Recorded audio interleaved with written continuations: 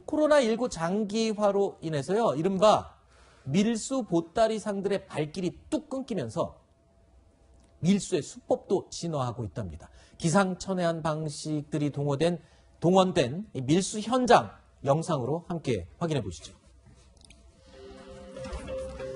자, 지난 1월입니다. 인천 세관 직원들이 수입 컨테이너의 문을 열고 있는데요. 자, 종이 상자들을 열자 정상 화물로 위장돼 밀수된 수출용 국산 담배가 등장을 합니다. 자, 커튼치기라는 수법인데요. 컨테이너 입구 쪽에는 마스크를 넣어서 쌓아두고 더 깊은 안쪽에는 밀수 담배를 넣은 상자들을 쌓아둬서 가리는 겁니다. 그래서 일명 커튼치기 수법이라고 알려져 있는 밀수 수법입니다. 자, 그런데요, 수법은 나날이 더 진화하고 있습니다. 지난달 22일 전북 군산의 앞바다인데요. 파도를 따라 하얀 스티로폼 박스들이 출렁거리고 있습니다. 자, 가까이 가서 건져내 상자를 갈라보니까요, 그 안에는 중국산 담배가 가득합니다. 자, 인적이 드문 항구나 포구로 몰래 건져서 가지고 들여오는 방법인데, 이건 또 이른바 던지기 수법이라고 하네요.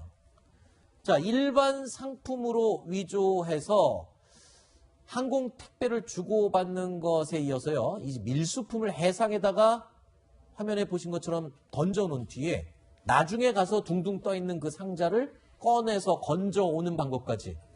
자, 이런 밀수 방법은 정말 그 망망대해에 어디에 이 뭐를 떨어뜨려 놨는지 해경이 일일이 다 감시할 수는 없는 거 아닙니까? 예, 그러니까 경찰이나 검찰이 계속 이렇게 모니터링을 한다고 하더라도 네. 범죄 수법은 더 빨리 진화를 하는 것 같아요. 뭐 그러네요. 디지털 성범죄라든지 뭐 여러 가지 뭐 보이스피싱 같은 경우도 그런데 항공 택배로 이렇게 들어오면은 세관에서 조사를 할 수가 있어요. 네. 그런데 아까 화면에 보셨던 것처럼 공해상에서 이렇게 바다에 던지는 거예요. 네. 그다음에 임차 어선에 옮겨 싣고 그 위에 고등어, 갈치 이런 걸로 다 해놓으면은 그 안에 밀수 담배 있을 거라고는 차마 상상도 못할 거 아니에요. 그렇죠. 그다음에 처음 화면에 나왔던 거 커튼치기 같은 거는 앞에다가 정상 화물을 놓고 뒤에다가 밀수 담배를 놓는 거 이런 거는 그래도 고전적인 방법이니까는 어떻게 적발을 할 수 있을 것 같은데 저런 공해상에서 던지기 수법 같은 경우에는 해양 경찰이 정말 뭐 수백만 수천만인 동원돼 가지고는 계속 모니터링을 하지 않는 한 완전하게 이렇게 범죄를 검거할 수는 없는 거겠죠. 그렇군요. 그래서일까요? 관세청이요, 지금 밀수업자들을